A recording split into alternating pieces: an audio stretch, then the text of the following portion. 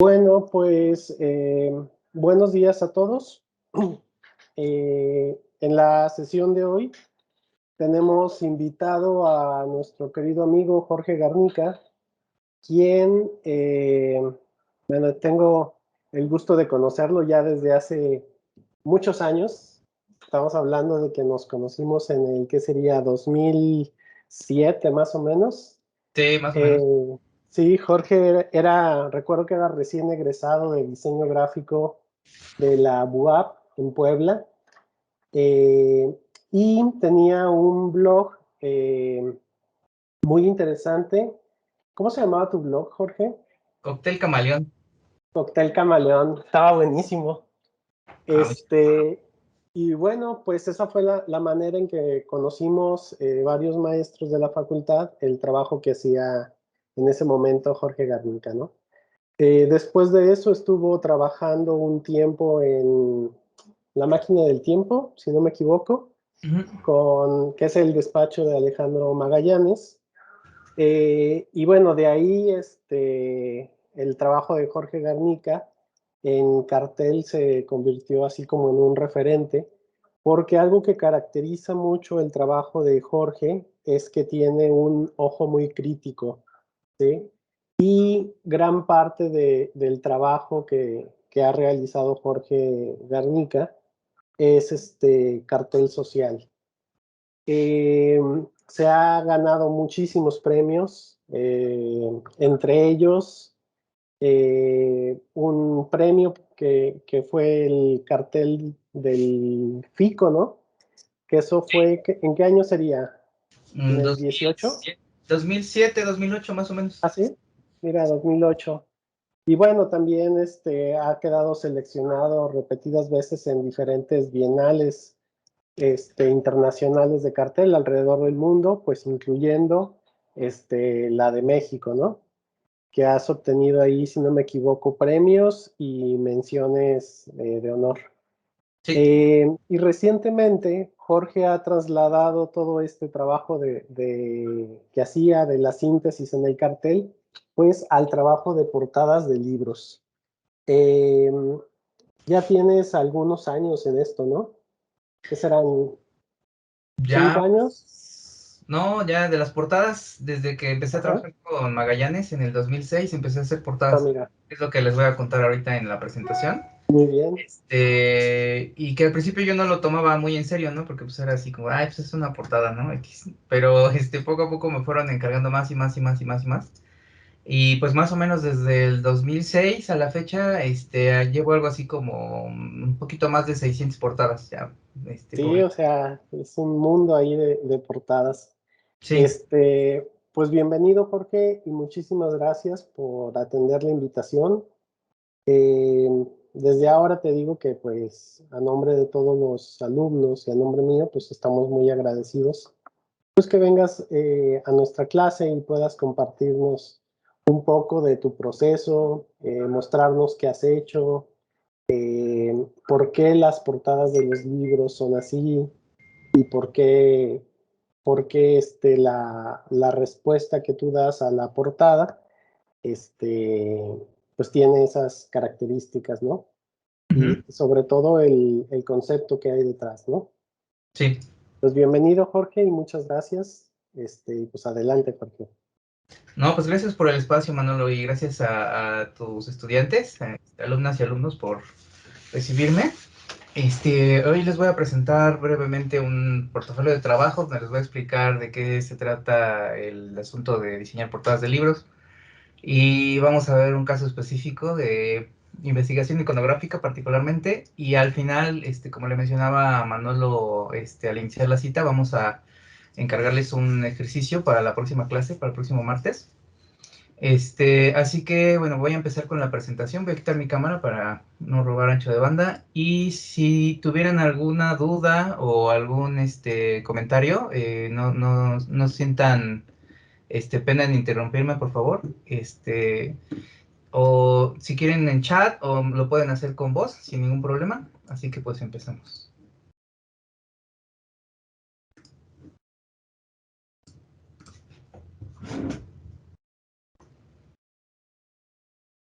Ahí pueden ver lo que estoy proyectando.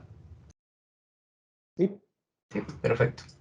Muy bien, pues la clase, o bueno, más bien esta presentación se llama Cazadores de la Imagen Perdida, un poco haciendo un juego con el nombre de Indiana Jones, ¿no? Y los Cazadores del Arca Perdida, ya que pues lo que nosotros hacemos es trabajar con imágenes y muchas veces esas imágenes pues son un hallazgo, ¿no? Un hallazgo afortunado, lo que se le llama una serendipia, ¿no? En muchas ocasiones estamos haciendo un proyecto, estamos desarrollando un proyecto y no encontramos una solución, ¿no? Y a veces esa solución llega de manera casual y nos resuelve el proyecto y termina siendo una joya, ¿no? Esa pieza de diseño. Para empezar, les voy a comentar algunos de los principios en los que yo me baso para trabajar y que son principios que he aprendido de diferentes personas, diferentes profesores y profesoras que he tenido a lo largo de los años. Y pues bueno, lo más importante es que el diseño gráfico, para empezar, es idea, ¿no? Es concepto, no es técnica. El diseño gráfico no es cómo resolver gráficamente un proyecto, sino más bien es planear de antemano cómo lo vamos a resolver y darle un fondo, ¿no? O sea, darle un fondo a esa idea. Por lo tanto, también considero que el diseño gráfico no es arte, sino comunicación, porque nosotros hacemos una labor de traducción. Esto quiere decir que, al igual que las personas que trabajan traduciendo de un idioma a otro, por ejemplo, de español a inglés, o una persona que trabaja traduciendo al lenguaje de señas, es un servicio, ¿no? Es un servicio que nosotros estamos dando y por lo tanto es comunicación y que también es un testimonio, ¿no? El trabajo que nosotros hacemos, a lo que sea que nos dediquemos, es un testimonio, ¿no? Si hacemos logotipos, si hacemos carteles, si hacemos libros, ¿no? Portadas de libros, diseño editorial, si hacemos animación o redes sociales, pues todo eso es un testimonio del tiempo que nos toca vivir, ¿no? Entonces es importante saber esto también que tenemos un gran poder, ¿no? Un gran poder que es el cual, a través de lo que nosotros dejemos plasmado en nuestras imágenes, pues también dejamos un testimonio de lo que nos tocó vivir y en dónde nos tocó vivir. Y esta última frase de esta slide dice, antes de aprender cómo se diseña, debemos preguntarnos para qué se diseña. Es una paráfrasis de una parte del libro Fahrenheit, 411, donde los personajes principales, hay una niña que es la protagonista del libro en conjunto con el bombero, y la niña le comenta a este bombero que ella está a disgusto de la sociedad en la que vive porque no les explican para qué hacen las cosas, ¿no? Simplemente les explican cómo hacerlas. Y entonces esto es una cuestión filosófica, ¿no? De, bueno, antes de que nosotros pongamos manos a la obra, habría que preguntarnos para qué lo estamos haciendo, ¿no? Básicamente. Entonces, si lo traspolamos aquí al diseño gráfico, sería lo mismo. Debemos nosotros preguntarnos para qué estamos diseñando, ¿no? ¿Cuál es el sentido de diseñar? Y pues cuando nosotros tengamos una respuesta aproximada, que es además algo muy personal, pues ya tendremos también un camino de trabajo, ¿no? Y luego personalmente yo soy aficionado a los libros, a mí desde muy chico me gusta mucho leer y pues ahora en la vida contemporánea me siento muy afortunado porque trabajo haciendo libros o trabajo alrededor de hacer libros, ¿no?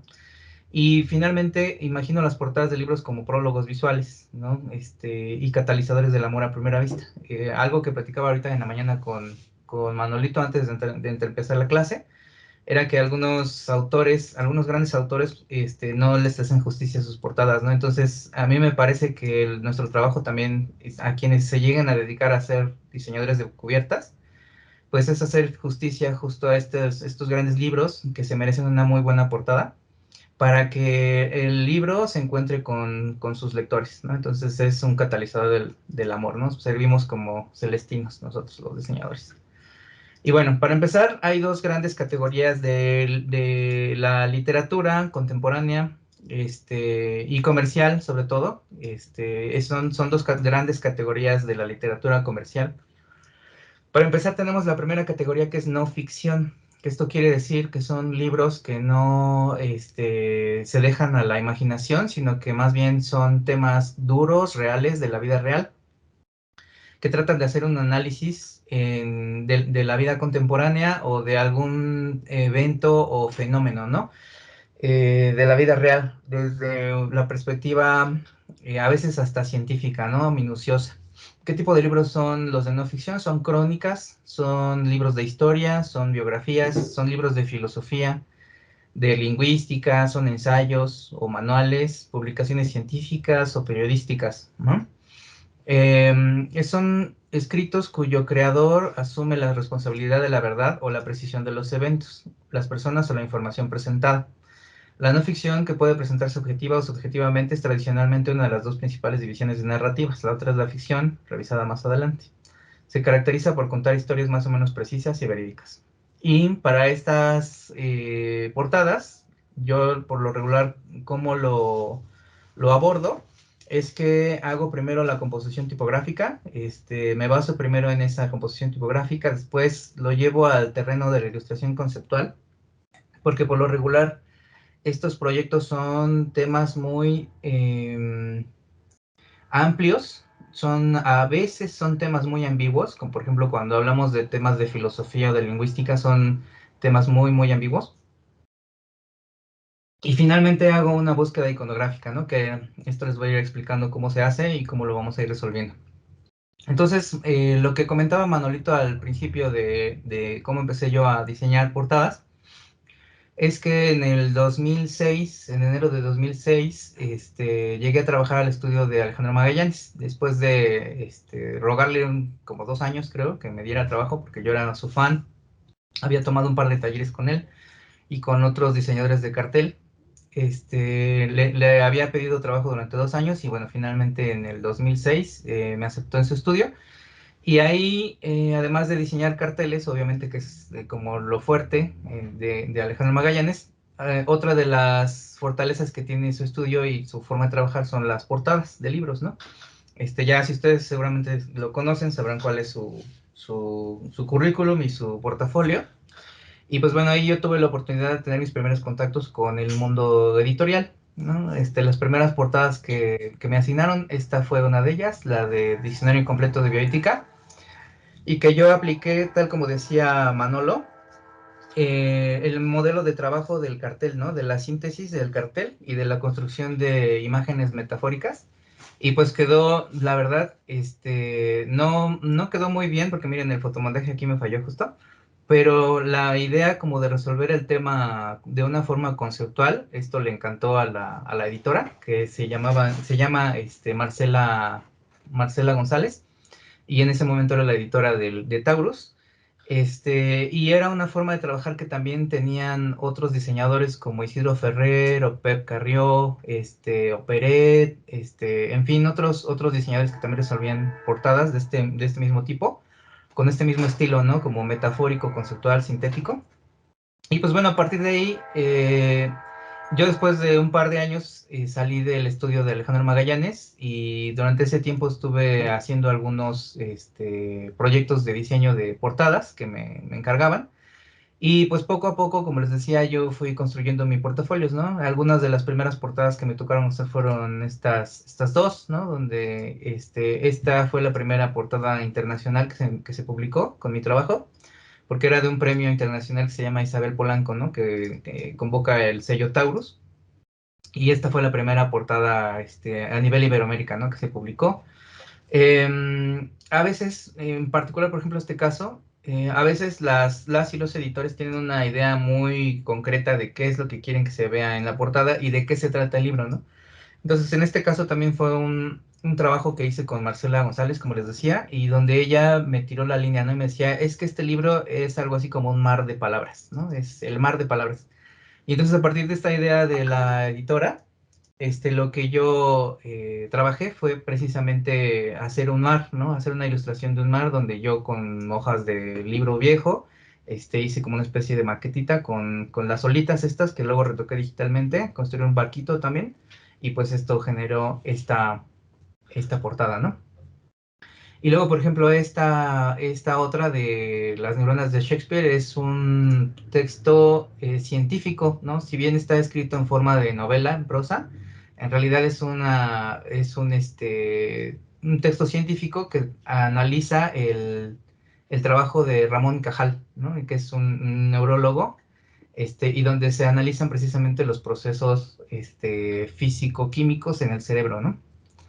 Y pues bueno, a partir de ahí también igual libros de traducción, libros de lingüística, ¿no? En donde este método de síntesis y de análisis metafórico se aplica, como si fuera un cartel pero chiquito, ¿no? O sea, esto si nosotros lo tuviéramos en un formato muy grande, sería un cartel, pero a mí me gusta pensar que las portadas de libros son como las primas chiquitas, ¿no? De los carteles que son chiquititos y que además cuando tienen una imagen, pues digamos, como no común, que presentan una imagen no común, llaman más la atención de las y los lectores y se acercan, ¿no? Porque muy bien estos libros podrían haber sido simplemente desarrollados como trabajos tipográficos y no poner ningún tipo de imagen, ¿no? Y sin embargo, al utilizar una imagen que no representa totalmente el concepto, pero lo aborda de una manera tangencial, estamos enriqueciendo también un poco el libro, ¿no? Estamos enriqueciendo la forma en que nosotros lo presentamos con el público.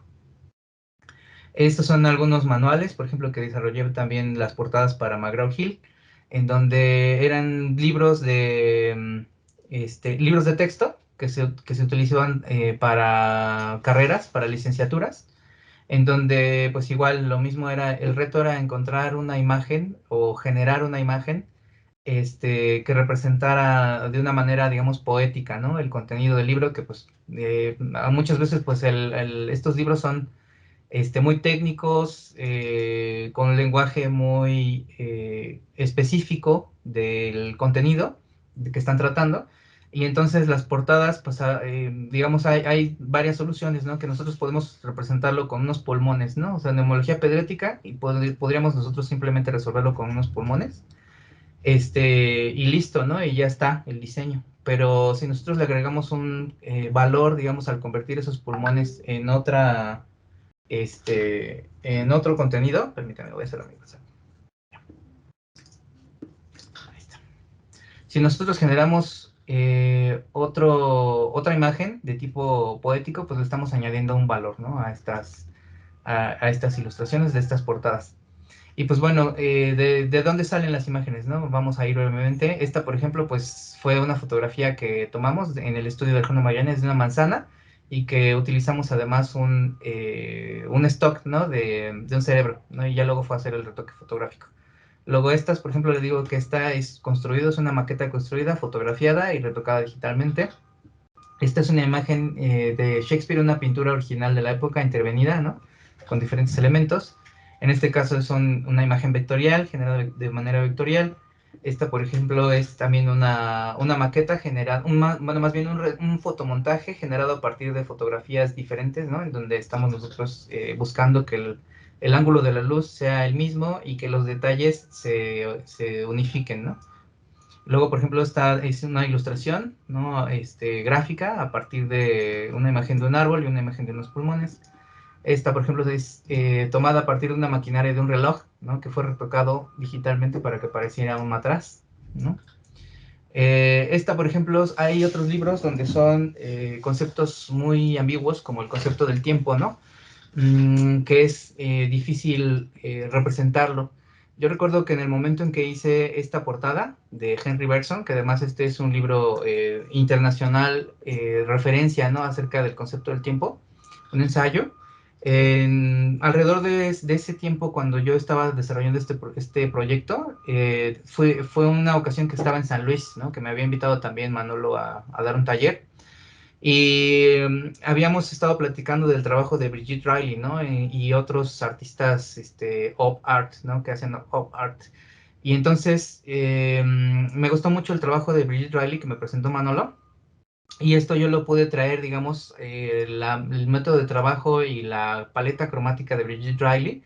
La pude retomar en un ejercicio que yo había desarrollado muchísimo tiempo antes en la universidad, que era un trabajo de módulos, ¿no? Este libro de Lucius Wang, que no sé si también ustedes lo llevan como básico en su formación ahí en la Universidad de San Luis, pero en el libro este de Lucius Wang hay muchos ejercicios, ¿no? Donde a partir de un modulito tú haces una repetición o haces composiciones centrífugas o centrípetas y así, y puedes construir diferentes figuras. Entonces este ejercicio yo lo había desarrollado en la universidad con compás y estilógrafo, esta espiral, tal cual, lo había desarrollado en esa época. Y entonces lo que hice fue traerlo al mundo digital. Lo tracé en Illustrator, utilicé la paleta de color de Brigitte Riley, hice esta composición de tipografía y pues ya teníamos esta solución, ¿no? Esta está mejor desarrollado en mi Instagram, que al final les voy a dar la dirección por si quieren ver el proceso de trabajo de esta portada. Y pues bueno, la forma de abordar este proyecto en particular fue que el tiempo es visto de diferentes formas, ¿no? Por los filósofos que lo analizan. Por ejemplo, el tiempo en el abordaje religioso es lineal, ¿no? O sea, hay un origen, hay un inicio, ¿no? En donde, según la religión, Dios crea el universo y va a haber un final, ¿no? Que es al final donde va a haber la resurrección, ¿no? Y van a venir todos los muertos y etcétera. Y es lineal, ¿no? Para otras personas, por ejemplo, como Nietzsche, que es un filósofo alemán, fue un filósofo alemán, el tiempo era circular, ¿no? Y era, digamos, para Nietzsche el tiempo era esto del eterno retorno, ¿no? Entonces, según él, las cosas sucedían una y otra y otra y otra y otra y otra vez en una forma circular y se repetían, ¿no? Entonces, de esta forma también se genera toda una forma de abordar la idea del tiempo, en donde, por ejemplo, series como esta de Netflix que se llama Dark, que seguramente la han visto, trata este tipo de cosas, ¿no? Que lo mismo que sucedió en una cierta ocasión se vuelve a repetir, ¿no? Se vuelve a repetir y se vuelve a repetir.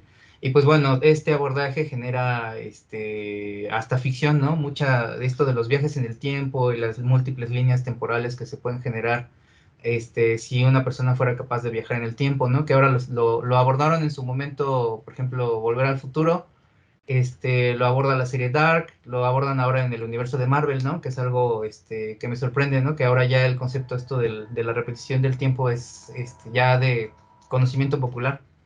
Y bueno, otra de las teorías de qué es el tiempo es que es una espiral, ¿no? O sea, que si bien las cosas son circulares, digamos, como que se pueden volver a repetir y se repiten, en realidad no es un círculo que se quede en una misma dimensión, sino que va desarrollándose a lo largo de un vector, ¿no? Entonces, esto del que el tiempo sería espiral es de donde yo me basé para hacer esta propuesta de diseño, ¿no?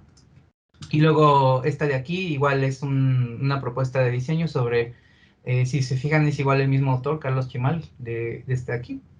Igual es un libro de análisis científico sobre qué es igual el tiempo, ¿no? Desde los quarks hasta las ondas gravitacionales. Libros de... Perdón. Sí, dime.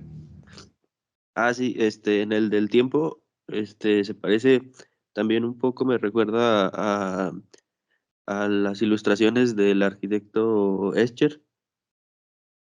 Sí, por supuesto también. Sí, por las salidas del espacio, bueno, la parte negra de los fondos, como que me recuerda a esa salida, como que tienen las ilustraciones de él, como que sale por el espacio o así. Sí, efectivamente, como figuras imposibles también, ¿no? Sí, sí, Sí, eso sí, es lo sí. que sí. Sí, por supuesto, ¿no? Digo, a final de cuentas es también una referencia de la composición dimensional, ¿no? Cómo representas tú figuras imposibles, ¿no? En dos dimensiones. Sí, sí, sí, toda la razón. Miren, estos son libros de autoayuda, básicamente, ¿no? Entonces, esto es sobre psicoanálisis, los dos libros, pero de psicoanálisis donde tú puedes, digamos, como hacer una búsqueda, ¿no? Del yo interior, ¿no? Entonces, por ejemplo, esto es algo así donde igual con la editora Marcela González en ese momento, me decía, es que este libro trata justo como de descubrir tu yo interior, ¿no? Entonces, era muy enriquecedoras las conversaciones con esa editora particularmente porque era como de, ella ya tenía muy bien definido el concepto de lo que se trataba el libro y entonces yo lo único que hacía era llegar y meter gol, ¿no?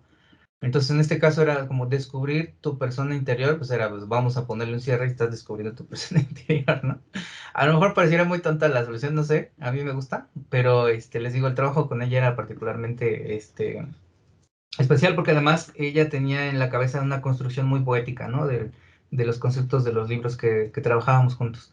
Y este es un libro que trata justo, ¿no? Del origen de la conciencia, en qué momento los prehomínidos, es decir, todo el Homo erectus y todos estos de donde nosotros provenimos, en qué momento se piensa, ¿no? En qué momento se piensa que apareció la conciencia de uno mismo, ¿no? Y a partir de aquí, pues bueno, fue esto de la conciencia, retomar este concepto como de la manzana, ¿no? De la manzana mordida, que fue el momento que según la religión es cuando tomamos conciencia de nosotros mismos, ¿no? Tengo la fortuna también de trabajar con sellos, ¿no? Como Paidós, Planeta, Anagrama, etcétera, en donde se hablan de temas profundos y con autores también pues de mucho renombre, ¿no? En este caso, fue una colección de psicoanalistas, en los que estaban incluidos Freud, Klein, Winnicott, entre otros. Y el trabajo que hicimos aquí fue básicamente de iconografía y desarrollo y composición tipográfica. Como ustedes verán, pues bueno, es un diseño inscrito en la corriente nueva esta que tiene, pues nueva, pero que tiene como unos 5 o 7 años del brutalismo, en donde la intención del diseño es que no parezca que está diseñado, ¿no? Sino más bien que están colocados ahí sin mucho cuidado los elementos, incluso con una composición de retícula rota, se le llama broken grid, se le llama este estilo de diseño, en donde tú estás colocando los elementos pues sin ningún orden aparente, ¿no? Entonces, lamentablemente esta colección no llegó a publicarse por cuestiones de derechos de las mismas obras que la editorial no logró concretar, pero yo estaba muy contento con este desarrollo porque, como les decía, está inscrito en esta corriente del brutalismo que a mí me gusta mucho y la solución cromática y tipográfica a mí me gustó bastante y este trabajo también incluyó buscar las imágenes en bancos donde las licencias pues fueran accesibles, ¿no? Asequibles. Ahorita vamos a hablar al final de la presentación de los costos aproximados que tienen las imágenes para proyectos editoriales, cómo se pueden conseguir en algunas ocasiones hasta gratis y cuánto cuesta, ¿no? Cuánto cuesta más o menos y cómo se cotizan este tipo de imágenes. Entonces, el trabajo aquí, yo estoy muy contento con ello, a pesar de que no se publicó. Y encadenado con esto, pues también trabajamos aquí en el estudio libros de política, ¿no? De análisis político. En este caso, por ejemplo, esto es de psicoanálisis y política, y cómo el psicoanálisis afectó, digamos, como la historia política, ¿no? O cómo analiza la historia política, ¿no? El psicoanálisis. Además está encadenado como con el uso de las manos, y ustedes pueden ver los temas y las manos como elemento simbólico que representa y que tiene una carga simbólica, pueden ser explotados así al infinito, ¿no? Las manos, por ejemplo, aquí es un puñito con una manga de traje, con el puro de Freud, ¿no? Y luego aquí este es un libro sobre, imagínense, ensayos sobre la querella liberal conservadora en Hispanoamérica entre 1830 y 1870. Y era así como de, ¿qué? ¿Cómo vas a representar esto? Entonces el trabajo aquí precisamente también fue como conceptual, ¿no? Un poco como en el mismo tenor que mencionabas de Escher, ¿no? Y de Isvan Oroz, por ejemplo, que es otro diseñador de cartel que retoma mucho el trabajo de Escher. Esta portada representa, ¿no? Justo a través de las manos, cómo se construye, ¿no? Un país, cómo se delimitan las fronteras, cómo se construye el concepto de lo que es un país o el concepto de lo que es una nación, ¿no? Esta solución también a mí particularmente me gustó mucho. Y particularmente en estas dos, y creo que ya puedo empezar a hablar de eso, es como la propuesta tipográfica, ¿no? Que yo les decía al principio que lo primerito que hago es hacer una búsqueda de tipografías y la composición, y que tratemos de no ser anacrónicos, ¿no? Una anacronía significa poner un elemento fuera de tiempo, ¿no? Y esto es, por ejemplo, imagínense que estamos haciendo una portada de romanos, ¿no? De gladiadores romanos, y de repente a uno de esos gladiadores romanos le ponemos un sable láser, ¿no? Entonces, eso es una anacronía por completo, ¿no? Porque está fuera de su tiempo, está fuera de su época. Y ese sable láser, pues más bien pertenecería al mundo de la ciencia ficción, ¿no? O la fantasía, ¿no? En este caso. Entonces, lo mismo sucede con las tipografías. Si nosotros, por ejemplo, estamos hablando de un libro de 1830 o 1870, pues no podemos usar Universe, ¿no? Lo correcto sería no usar Universe porque pues es una tipografía que en ese momento todavía no había sido desarrollada, ¿no? Y en este caso, por ejemplo, estamos hablando de una historia política a través de Freud, que Freud vivió entre los finales de 1800 y la primera mitad del siglo XX. Y entonces aquí lo ideal, digamos, era utilizar una tipografía diseñada en esa época, ¿no? Por eso estamos usando Futura. Y en este caso estamos usando Trajan, ¿no? Porque es una tipografía muy atemporal que puede representar, pues, desde los romanos, ¿no? Es algo que se puede representar desde los romanos. De hecho, Trajan, hay por ahí varios posts de análisis, ¿no? De cómo, si tú utilizas Trajan, ya estás dando por sentado que es un libro histórico o una película histórica, ¿no? Y hay así, ad infinitum, de proyectos que fueron desarrollados con Trajan, ¿no? Pero bueno, es como el meme de Bob Esponja, es la vieja confiable, ¿no? La vieja confiable Trajan, en donde pues ya pones Trajan y dices, no, pues ya cumplí, ¿no? Estoy cumpliendo con no ser anacrónico, ¿no? Luego, por ejemplo, las manos, con el tema de las manos, igual, libros de política, ¿no? Por ejemplo, en este caso, son dos libros de diferentes autores donde hacen un análisis precisamente como de el concepto de lo que es la izquierda, ¿no? Tanto la izquierda en México como la izquierda a nivel Latinoamérica. Y de nuevo la solución conceptual, ¿no? De qué vamos a hacer con esto de la izquierda, ¿no? Por ejemplo, en el libro de Carlos Illades, es un libro que analiza justo los primeros años de la Cuarta Transformación, según la visión de este autor, que a veces yo coincido con algunos y a veces no. Pero en este caso, por ejemplo, él trataba de hacer este análisis de cuáles fueron las imposiciones que hizo el gobierno de AMLO, ¿no? O que ha hecho el gobierno de AMLO. Entonces era esto como de indicar y forzar, ¿no? Para que se vaya supuestamente a la izquierda, ¿no? Y además es un dedote, ¿no? Como esto que no sé si lo tengan ustedes en la conciencia, pero cuando gobernaba el PRI anteriormente, y no me refiero a Peña Nieto, sino en los 70 años que estuvo antes de Vicente Fox, se manejaban las caricaturas políticas esto como del dedazo, ¿no? Que los candidatos a la presidencia eran designados por dedazo, ¿no? Eso significaba que nada más lo marcaban con el dedo, así, y decían, pues este es mi candidato, ¿no? Entonces esto del dedazo está justo en la conciencia de mi generación, ¿no? Y por eso es que esto lo traigo para acá, en donde justo es esto, ¿no? El dedazo marca para dónde vamos, ¿no? Y luego este es del símbolo de lucha, ¿no? El símbolo internacional de lucha de la resistencia. Y pues era esto, ¿no? Este libro trataba un poco de que las resistencias en América Latina en ese momento, que me parece que era como 2008 o 2009, una cosa así, según este autor, pues estaba como en un impasse, ¿no? En donde no había movimiento para acá, para allá.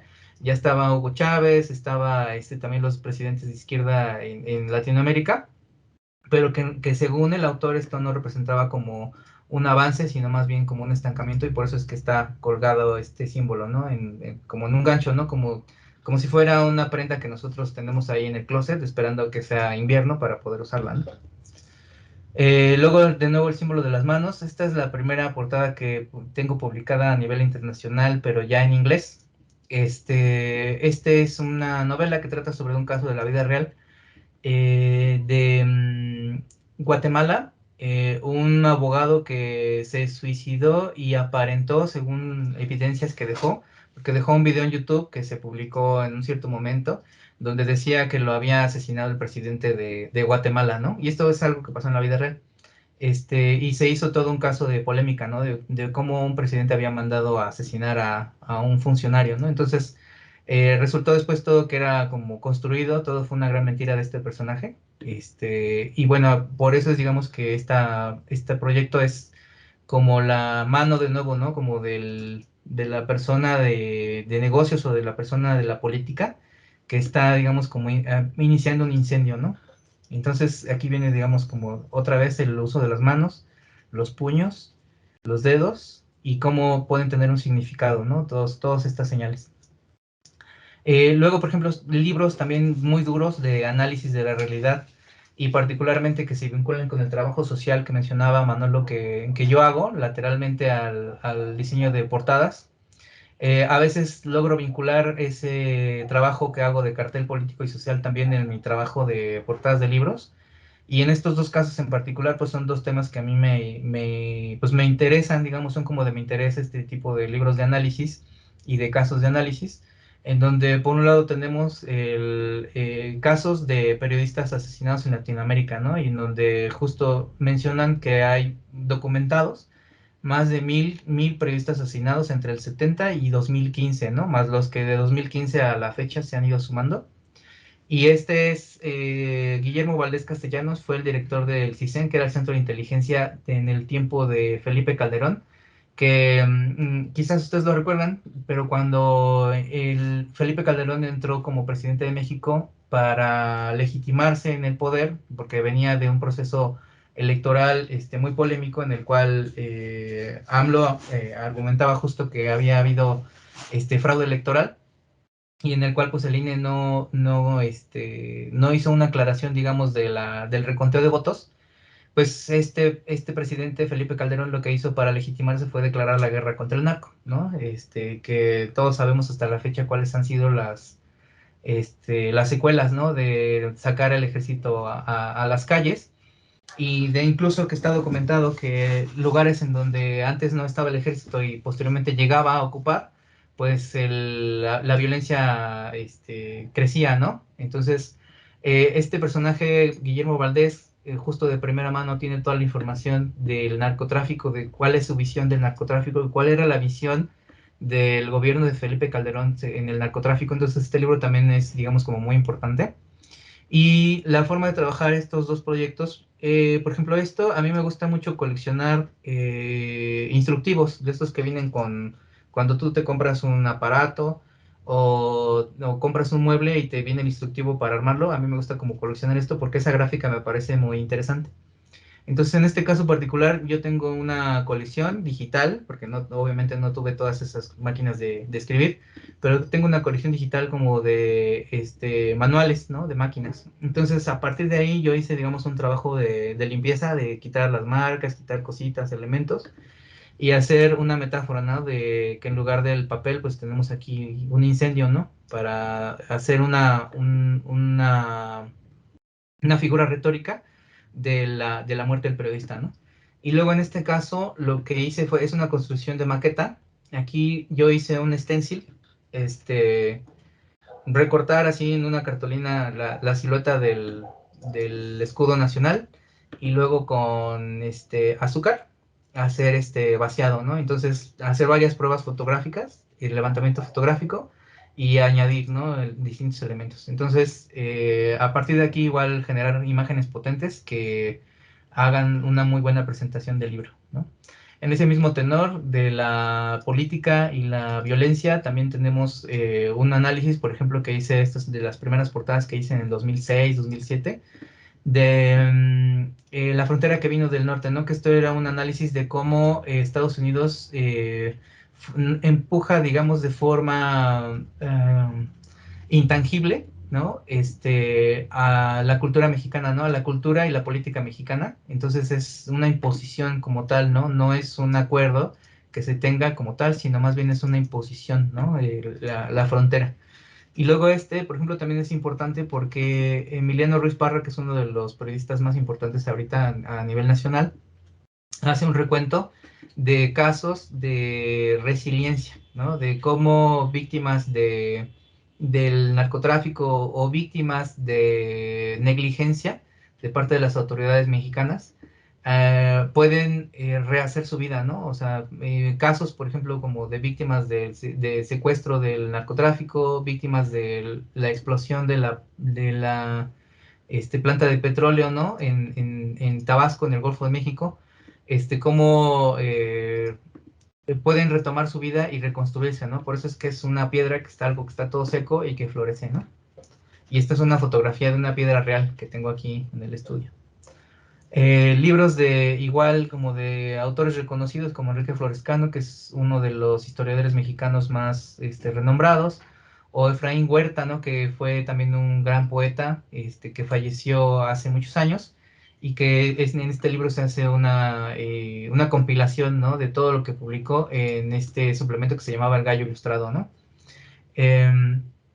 Y luego el trabajo, como les decía, de tipografía, de elección de la tipografía como tal, ¿no? Y no hacer como un anacronismo tipográfico. Luego, biografías, por ejemplo, también. Esta biografía en particular de Ignacio Solares, no sé si desde su conocimiento de ustedes, pero es muy sabido que Madero tenía prácticas espiritistas, ¿no? O sea, era en ese momento de la historia, a finales del siglo XIX, principios del XX, había una moda, ¿no? De invocar fantasmas y hacer sesiones espiritistas. Ya saben, la clásica imagen de las personas que se sientan en una mesa redonda y se agarran de las manos e invocan un espíritu. Pues es sabido, hay documentación, en particular en este libro y algunos otros, de cómo Madero, pues justo practicaba el espiritismo y de cómo justo estos espíritus fueron los que le dijeron que tenía que ser presidente de México, ¿no? Entonces, de eso se trata este libro, que es una biografía, como les decía, y en este caso particular es de Alejandro Solalinde, que es quizás el activista más importante por los derechos de los migrantes, ¿no? En México, ¿no? Este señor es un sacerdote católico que tiene un albergue en Oaxaca, en donde los migrantes que vienen de Centroamérica pueden pasar a resguardarse, ¿no? Y entonces él ha sido amenazado de muerte, ha recibido muchas amenazas, ha sido también acosado, ¿no? Por las autoridades mexicanas y por el narcotráfico, y entonces, pues bueno, él aquí en este libro narra todas las vicisitudes, ¿no? Que ha vivido hasta la fecha. Luego otra novela, que es una novela basada en la realidad, en la vida real, de Luis González de Alba. Precisamente el fin de semana pasó el 2 de octubre, ¿no? Se conmemoró el 53 aniversario de la matanza de Tlatelolco. Y Luis González de Alba es uno de los narradores, ¿no? De los sucesos que pasaron en esos años, junto con Elena Poniatowska, ¿no? Que tiene otro libro que se llama La noche de Tlatelolco. Entonces ambos, desde su perspectiva, narran qué fue lo que sucedió, ¿no? En particular, Luis González de Alba fue uno de los líderes del comité del 68 y estuvo preso, ¿no? Fue un preso político durante varios años en la prisión de Lecumberri. Y entonces este libro que se llama Los días y los años nos narra precisamente, ¿no? Qué fue lo que pasó antes, durante la matanza de Tlatelolco y posteriormente qué fue lo que pasó con estos activistas, ¿no? Entonces, para realizar esta portada, la editorial me dio una fotografía de este autor y me dijo, bueno, trabaja con esto, lo único que queremos es que la portada parezca que fue diseñada en esa época, ¿no?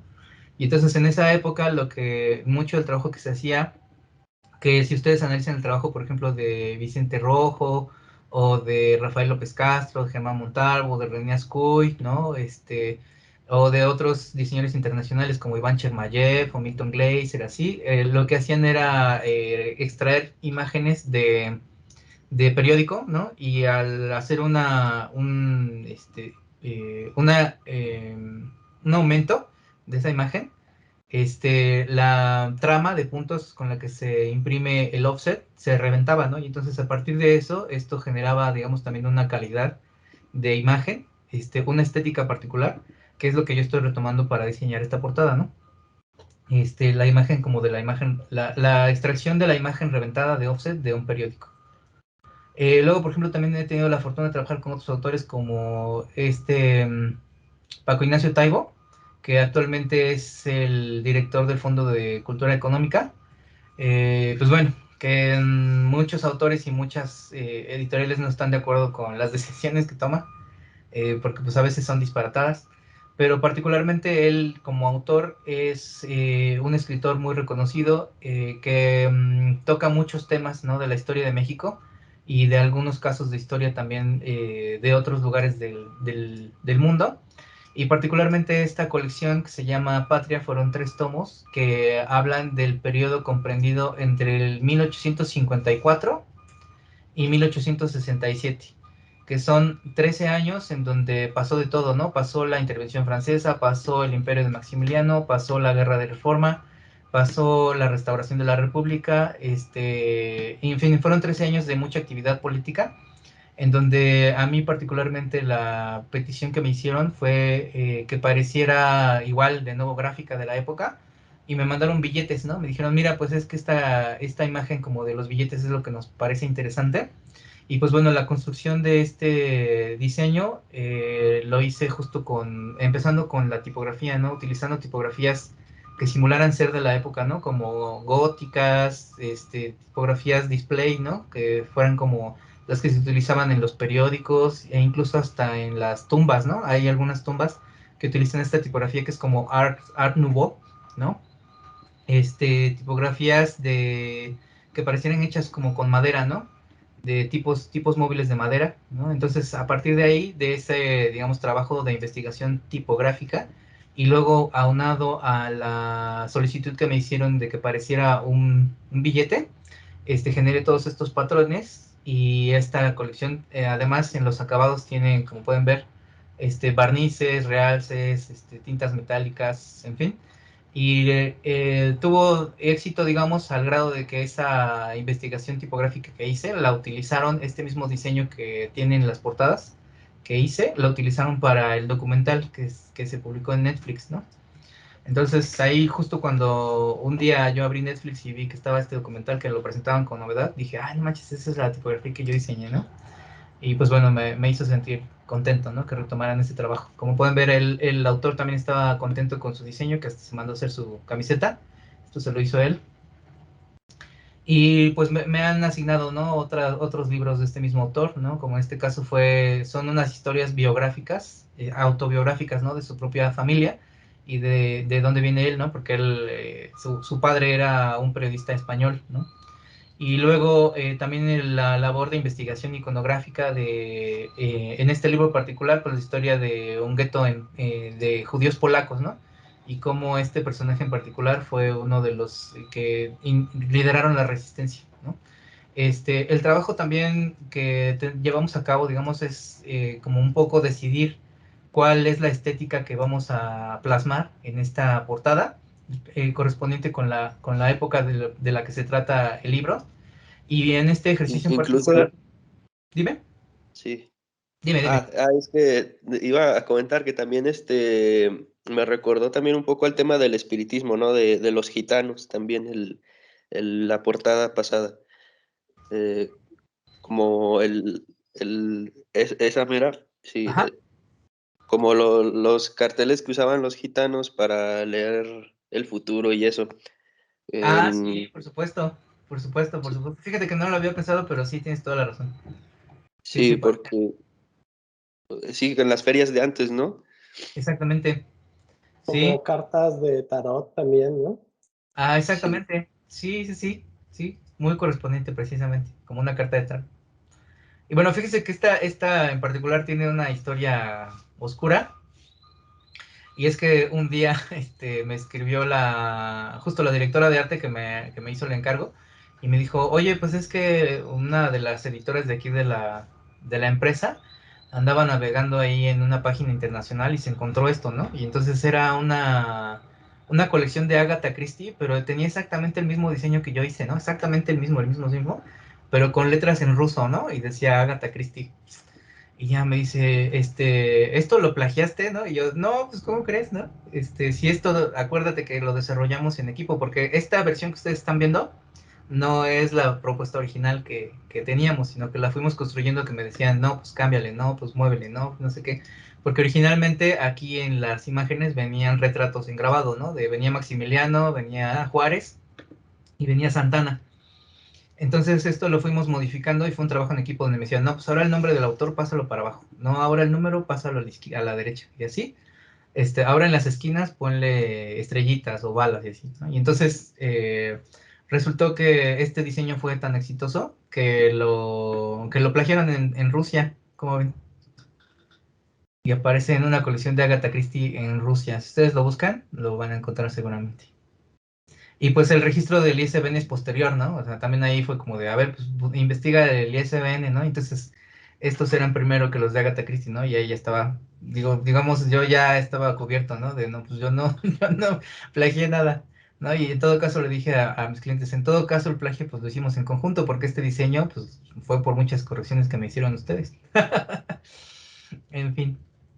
Ah, y les decía, esta también igual, a mí, digamos, la forma en que me gusta trabajar es como experimentar, ¿no? Con herramientas, sobre todo digitales. A mí, la verdad, no se me da mucho trabajar a mano. Hago las maquetas a veces, hago las fotografías y todo, pero eso es un trabajo que requiere de tiempo y muchas veces las peticiones que hacen de las editoriales es como de días, ¿no? Apenas te dan un par de días para hacer propuestas y para resolver proyectos. Entonces no es el tiempo ideal para resolver algo de la forma que uno quisiera, ¿no? Entonces yo lo que hago es trabajar con herramientas digitales, ¿no? Sobre todo con plugins, con filtros, con pinceles, etcétera. Y eso yo lo traigo a mi trabajo de, digamos, como de ilustración o de retoque fotográfico que hago.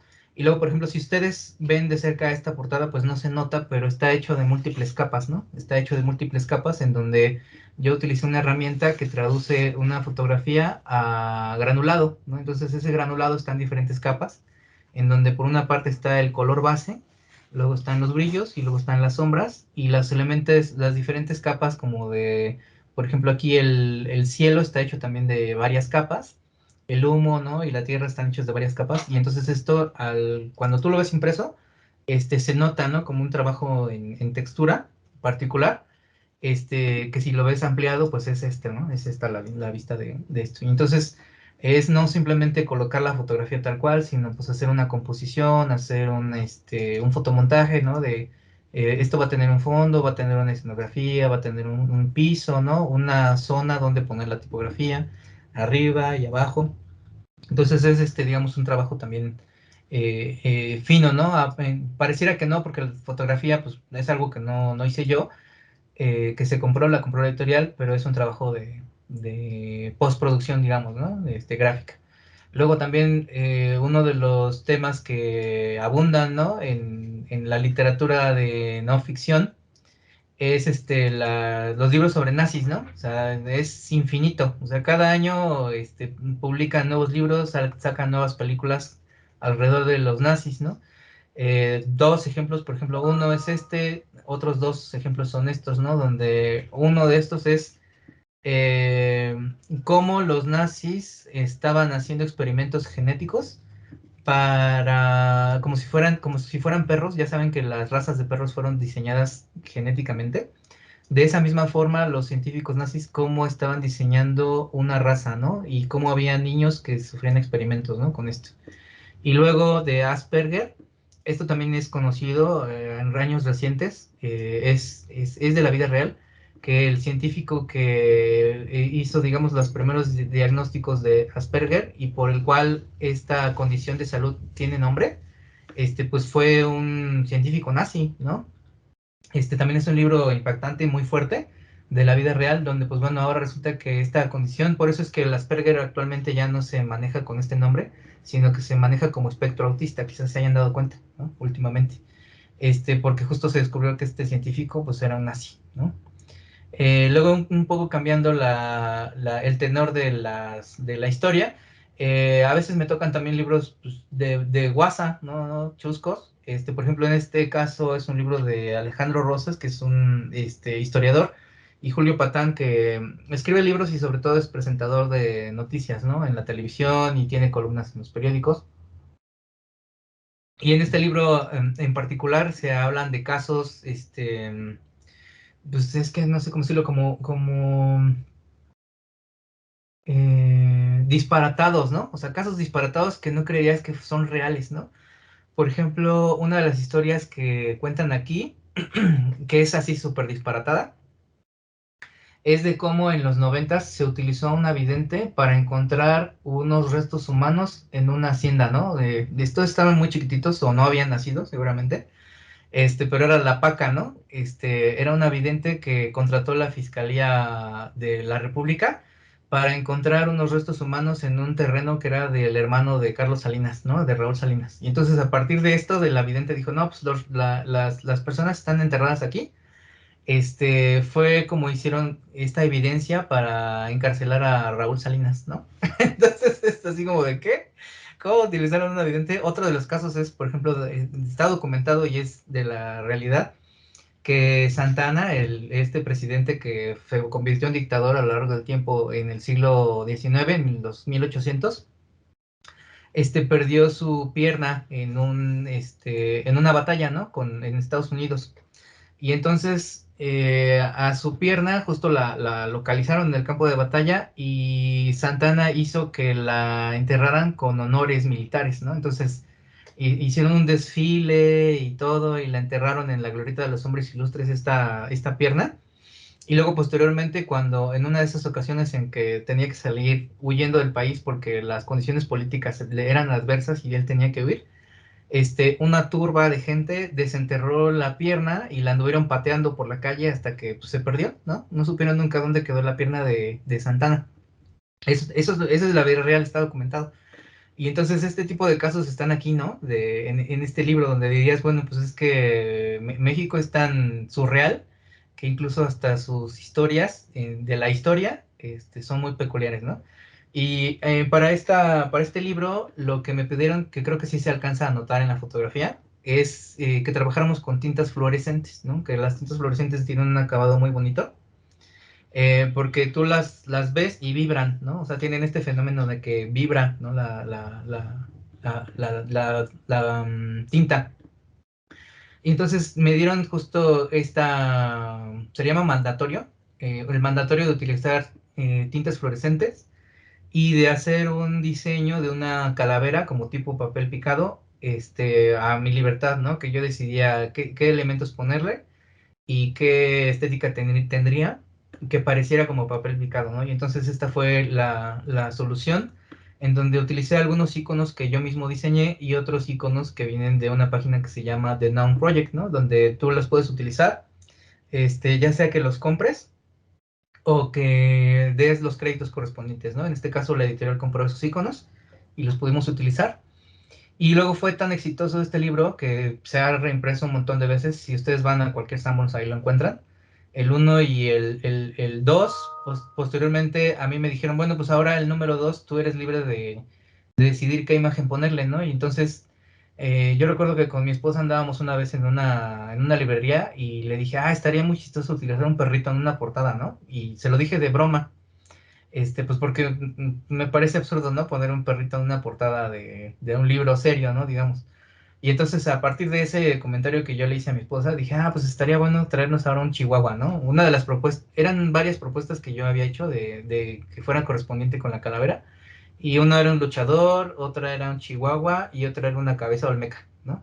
Y entonces dijeron, pues el chihuahua, ¿no? Y entonces aquí esto tiene aquí a Benito Juárez, viene el Chapo, viene el Peje, viene Pemex, pero con un burro, ¿no? En lugar del águila.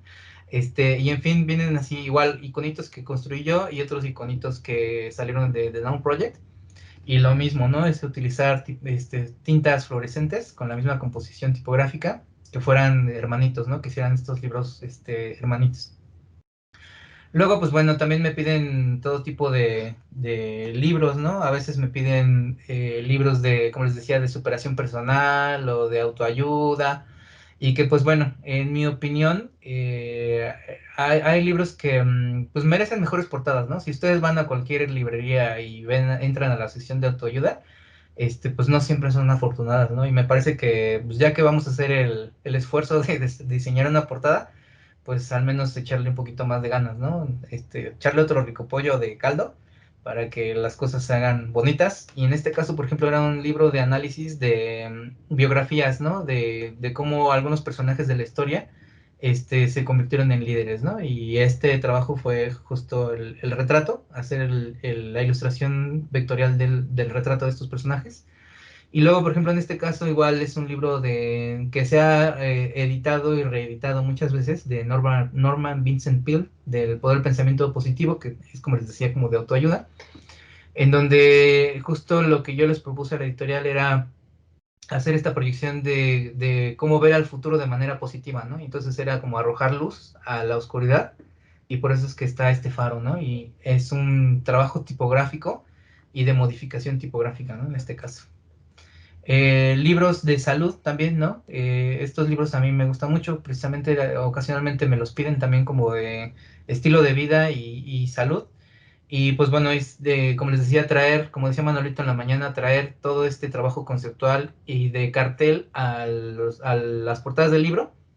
Y estos dos en particular, pues me gustan mucho por el trabajo vectorial y tipográfico que se llevó a cabo. Y pues era esto, ¿no? Traerte la mega cinta métrica a la portada del libro, ¿no? También me piden libros a veces con los que me saco mucho de onda, pero pues los hacemos porque hay que comer, básicamente. Este libro de Joana García se llama El cielo de Francesco, que es un libro sobre angelología, ¿no? Y es una ficción, digamos, un tipo de ficción y que trata a través de como de los ángeles, como de sanación a través de ángeles, ¿no? O algo así. Y entonces, bueno, ya tenían como, esta es otra editorial diferente a la de Taibo, pero igual un poco lo que me pidieron fue, mira, pues de este trabajo que hiciste para Planeta de Taibo, nos gusta más o menos ese mismo estilo, como decían ustedes, de cartas de tarot o de carteles como de gitanos o así, y tráetelo para acá y a ver qué sale, ¿no? Y entonces, igual hice un desarrollo de patrones, ¿no? Como esto, una composición, igual un trabajo como fino de tintas y barnices. Esto, por ejemplo, se imprimió con foil dorado. Y pues bueno, la autora quedó tan contenta con esta solución que ahorita vamos a trabajar con una colección de 10 libros, ¿no? Que va a sacar. Y es así como de órale. Y esta de Nos quisimos matar es igual un libro como pues no de autoayuda, sino como de vida contemporánea, digamos, de que habla sobre el divorcio, ¿no? Y cómo las parejas que se divorcian podrían vivir, digamos, como en cierta armonía, ¿no? O sea, cómo llevar un divorcio a buen puerto, ¿no? Entonces, yo recordaba mucho esta imagen de señor y señora Smith, que si ustedes se acuerdan, están como, igual son una pareja que están como vestidos para la boda, y están encontrados, pero llevan pistolas, ¿no? Y entonces, esto, digamos, fue también igual encontrar una imagen, porque esta figurita sí la hacen, sí es un topping de pastel de bodas, en donde pues yo le cambié las pistolas por elementos, ¿no? De la casa, ¿no? El sartén o un bat, le puse unos tenisitos aquí que me pidieron a la figurita, y les gustó mucho, ¿no? O sea, esta fotocomposición les gustó mucho, y tuvimos el caso también de que se publicó este libro, y un par de meses después, una revista que se llama Moi, que es de... Ay, no me acuerdo cómo se llama esta periodista, pero bueno, la directora es una periodista muy conocida y sacó una idea muy similar, igual, así como con la gama cromática de una figurita encima de un pastel. Pues bueno, le gustó mucho esa portada. Luego la segunda categoría que tenemos es ficción, ¿no? Y son las obras que se construyen por narración imaginativa, ¿no? Esto es cuyo contenido se acepta como producto de la simulación o imaginación, ¿no? O sea, es un juego, esto es, digamos, como parte de la imaginación.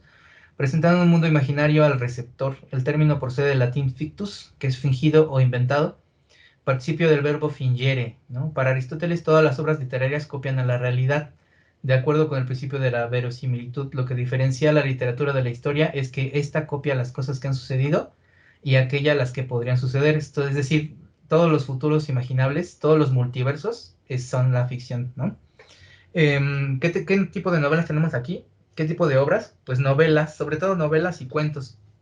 ¿De qué? De fantasía, de ciencia ficción, de terror, de romance, thrillers, distopías, tenemos novelas negras, ficción para mujeres, adultos jóvenes, ¿no? Que son dos términos que se manejan en las editoriales, Women Fiction y Young Adult, son dos de los términos que se manejan. ¿Y cómo abordo el trabajo con este tipo de obras? Pues bueno, es ilustración conceptual, ¿no? Porque son obras de las cuales no vas a encontrar una foto porque es ficción, ¿no? O sea, es construido, es imaginado. Entonces, para eso tienes que ilustrar. Hacer fotomontajes o collage, hacer tipografías y caligrafías experimentales, ¿no? O sea, aquí podemos recurrir a la libertad de generar una fuente o generar una caligrafía y hacer búsqueda iconográfica. Entonces, el primer libro de no ficción, digo de ficción, perdón, el primer libro de ficción que diseñé fue una portada para el Fondo de Cultura Económica, en el tiempo que trabajé con Alejandro en su estudio. Y esta colección la habían desarrollado ahí ellos, ¿no? Es un diseño de colección que desarrollaron Leonel Sagaón, Andrés Ramírez y Alejandro Magallanes, donde no estamos viendo nosotros el foro completo, pero la idea es que estuviera desplazado, ¿no? Estuviera desplazada el diseño gráfico como tal, porque originalmente esto sería el lomo, ¿no? Entonces, el lomo se movía del lugar y quedaba en el centro de la portada. Entonces, esto le daba un criterio de colección en donde las ilustraciones podían variar todo lo que se quisiera, pero el título del libro siempre aparecía aquí en el lomo con el autor y el logotipo de la editorial como si fuera el lomo, ¿no? Y entonces esto nos permitía generar una ilustración a todo lo alto y ancho del formato de la portada, y a su vez lo que hubiera sido el título y el autor de este libro aparecían en la solapa y así, ¿no? Entonces esto estaba como movido del lugar. Y este es un fotomontaje que hice personalmente, que dirigió el arte Leonel, y que fue mi primer libro impreso, ¿no? A nivel nacional de ficción. Luego, pues posteriormente con los diferentes clientes que he tenido y que tengo, pues a veces me encargan, ¿no? Por ejemplo, estos son libros de Young Adult, de ficción para adolescentes, en donde recurro justo a la ilustración con diferentes técnicas, ya sean digitales o tradicionales, o fotomontajes, etcétera, o ilustraciones conceptuales, en donde hago justo este tipo de portadas, ¿no? Que a mí me gustan mucho. Luego he recurrido también a tipografías tanto prehechas, digamos, como prediseñadas, como hechas por mí mismo a mano, que son muy expresivas, ¿no? Y que logran, digamos, también una cierta calidad que hace que estas portadas se diferencien de otras, ¿no? En una librería, en una mesa de exhibición. Luego, por ejemplo, también me piden colecciones. En este caso era una colección de Jonathan Maberry, que son unos libros igual para jóvenes adultos, sobre zombies, ¿no? Un poco con el mismo estilo como The Walking Dead o Nación Z, digamos. Son libros donde seguimos a unos personajes que son adolescentes, y a lo largo de unos libros está construido un universo, ¿no? De cómo es la vida posterior al apocalipsis zombie, ¿no? Entonces, esta, por ejemplo, es una propuesta que no prosperó, que se quedó a nivel de boceto. Se publicó otra versión diferente que también hice yo, pero bueno, esta es más bien la que a mí me gustaba, ¿no? Donde yo estaba haciendo como una elipsis, una figura retórica donde estaba representando a este mundo decadente, no por los zombies, no por la clásica mano del zombie o la carne o el rostro descarnado, sino más bien por los bichos, ¿no? O sea, como por lo repulsivo que podría llegar a ser, ¿no? Lo sucio, repulsivo, ¿no? Digamos, lo inmediato, ¿no? Como con estos trazos tipográficos también, esta caligrafía hecha muy, muy rápido, ¿no? Es que también son letras a mano que yo hice con la mano izquierda, ¿no? Yo soy diestro y esto, por ejemplo, lo hice con la mano izquierda para que tuviera este sentido, ¿no? Como de mal hecho. Uno de los autores con los que he tenido la fortuna de trabajar también es Francisco Hagenbeck, que es conocido porque, bueno, muy reconocido actualmente porque su libro que se llama El Diablo me obligó, fue llevada a una serie de Netflix que se llama Diablero, que quizás hayan visto, ¿no? En Netflix. Entonces, yo tuve la fortuna, él falleció debido a complicaciones por COVID y otras cuestiones de salud. Falleció hace aproximadamente medio año, más o menos. Y pues yo tuve la fortuna de trabajar con él, que es un autor muy reconocido en el sentido de lo mexicano, la ciencia ficción, novela negra, novela histórica mexicana. Y pues bueno, diferentes libros con diferentes aproximaciones que tuvo. Yo tuve la fortuna de trabajar con él. Como pueden ver, el trabajo con sus libros es muy diferente en cada caso, ¿no? En algunos es ilustración análoga, ¿no? A mano, con letras a mano. En otros es ilustración vectorial. En otros es como ilustración justo a partir de fotografía. en otros es investigación iconográfica, que este es el caso particular que vamos a analizar ahorita en un momento. Y la última novela que publicó Hagenbeck fue Sangre helada, precisamente, que es un tipo de novela como de Stephen King, más o menos, como el tipo de horror, un poco horror cósmico también, porque esta novela se trata de que revive Xipetotec, revive en Veracruz, ¿no? Lo reviven unos exploradores, y a partir de ahí esta entidad, que es un dios azteca prehispánico, revive en la época de la Segunda Guerra Mundial, ¿no? Entonces este es un libro muy interesante, donde estas que ustedes están viendo son como las propuestas que yo entregué a la editorial, de la cual la que eligieron fue esta primera, y que estas otras dos pues no desmerecen para nada, ¿no? También me gustan mucho. También tuve la fortuna de trabajar con otro autor que se llama Enrique Serna, que en mi opinión es uno de los mejores narradores contemporáneos de novela. Y para esto, por ejemplo, lo que yo hice fue hacer ilustraciones a lápiz, ¿no? Estas ilustraciones están hechas a lápiz, con muchos retoques, obviamente, muchos retoques digitales. Y esta colección, estos fueron los dos libros que yo diseñé. Después de eso lo retomó la editorial con otras personas que trabajaron como con collage, con soluciones fotográficas que ya no tenían que ver con este criterio de colección de que fueran figuras humanas hechas con lápiz, ¿no? Otra de las colecciones que también tuve la fortuna de trabajar fue de Luis Espota, que fue un escritor y periodista de mediados del siglo XX. Fue muy famoso entre los años 70 y 80, y era un bestseller, ¿no? Escribía libros que se agotaban, ¿no? Al momento de que se publicaban y se ponían en los puestos de periódicos y en las librerías, se agotaban estos libros, ¿no? Entonces, era muy leído, y esta colección que ustedes están viendo es una reedición de todos sus libros, pero con una sola portada, ¿no? Con un criterio de colección. Lo que yo hice para resolver estos libros de ficción fue utilizar también metáforas de personas traídas como al mundo de lo animal, ¿no? Y de qué era lo que simbolizaba, ¿no? El camaleón como para ser alguien que engañaba, ¿no? O alguien que simulaba ser algo que no era. Las horas violentas es un libro sobre los sindicatos, ¿no? Y cómo está la famosa mano negra, ¿no? En las elecciones políticas, y cómo los sindicatos manipulaban, ¿no? La vida nacional. Esta es una novela sobre un grupo de personas que se salen al mar, ¿no? En un barco, y cómo van desapareciendo poco a poco, porque cometen canibalismo, ¿no? Entonces por eso es que esta es una piraña. Y luego esta igual es como una trampa, ¿no? Por eso es que es una araña, ¿no? Es la reina de las trampas, ¿no? Que es un personaje femenino que es una trepadora, ¿no? De eso se trata el libro. Luego, La Plaza, este es un libro sobre la masacre de Tlatelolco, ¿no? Desde la visión de Luis Espota. Y por eso es que está aquí el simio, ¿no? Que este presidente que estaba en ese momento, Díaz Ordaz, Gustavo Díaz Ordaz, lo denostaban públicamente en periódicos y pues, el público, digamos, la población le decía que era un simio, ¿no? Por eso es que este personaje de aquí es un simio que tiene el famoso guante blanco del Batallón de Olimpia, ¿no? Del 68. Y luego esta novela trata sobre un circo itinerante que solamente andaba por los por el cinturón de pobreza de la Ciudad de México, ¿no? Todas las áreas marginadas, ¿no? Alrededor de la Ciudad de México. Y así, ¿no? Cada uno de estos libros tenía como sus personajes particulares, y por eso es que están representados con estas metáforas de animales. Luego igual otra colección de Agustín Yáñez, que era un escritor costumbrista del siglo XX, ¿no? Que representamos sus libros a través de encuadres gigantescos de imágenes rurales, ¿no? Que él hablaba mucho de lo rural, excepto este libro que es de la Ciudad de México.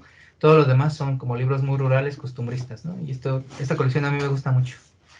Luego de Pedro Ángel Palou, que también esta es una reedición de algunas novelas biográficas que ha escrito, pero para un sello particular que es Bucket, que son libros de bolsillo, y cómo podrían ser, a través de esta colección de animales, me pidieron, bueno, hacer como otro enfoque para los libros de Palou, y cómo traerlo al mundo como de lo abstracto, ¿no? De lo poligonal.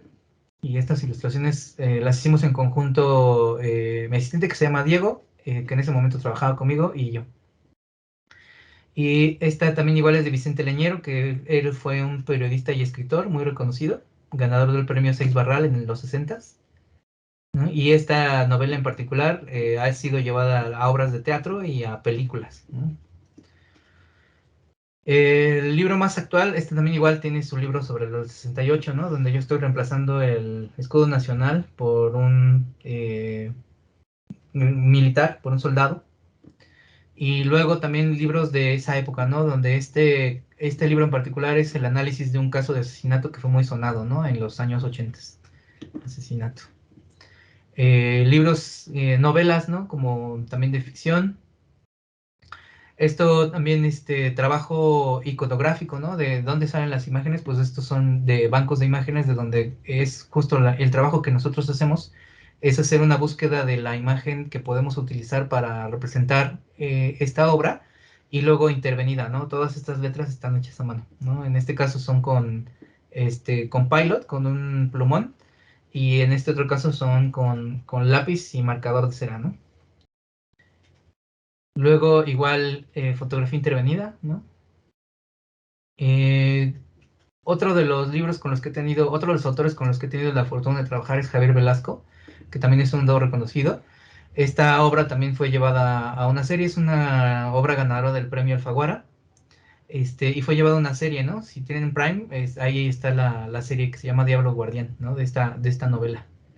Y lo mismo, ¿no? Fue hacer un trabajo de caligrafía experimental, ¿no? Esto lo hice con un rodillo. Son letras, en realidad, cada letra está escrita en una hoja doble carta. Y luego las escaneé y luego hice la composición, ¿no? Del título. Por eso es que tiene como esta calidad como de rodillo. Y conjuntarlo con ilustraciones conceptuales, ¿no? Tuve la fortuna, igual que la distribución fue a nivel Iberoamérica. Y pues bueno, estas portadas aparecieron en muchos países. Luego, para finalizar y ya un poco encaminar el trabajo que vamos a hacer para la siguiente clase, les traje un ejemplo de caso, ¿no? De Querubines en el Infierno. Es el libro de Frank Hagenbeck, y que tenemos aquí un poco la sinopsis, ¿no? La síntesis, que es una novela histórica sobre la participación de mexicanos durante la Segunda Guerra Mundial. Querubines en el Infierno abarca un mosaico de situaciones históricas que nos abre los ojos a uno de los pasajes totalmente olvidados de nuestra historia, pues en México no consideraban héroes a quienes peleaban por los Estados Unidos, es decir, a los mexicanos migrantes que vivían en Estados Unidos, y en ese país tampoco por ser ciudadanos de segunda. Hubo un fenómeno en los años 20, 30, 40, 50 del siglo pasado, en donde hubo mucha migración, ¿no? Los famosos braceros que iban de aquí de México, tenían un permiso especial para entrar a Estados Unidos a trabajar en el campo y en otras labores, ¿no? Que se les ofrecían en Estados Unidos.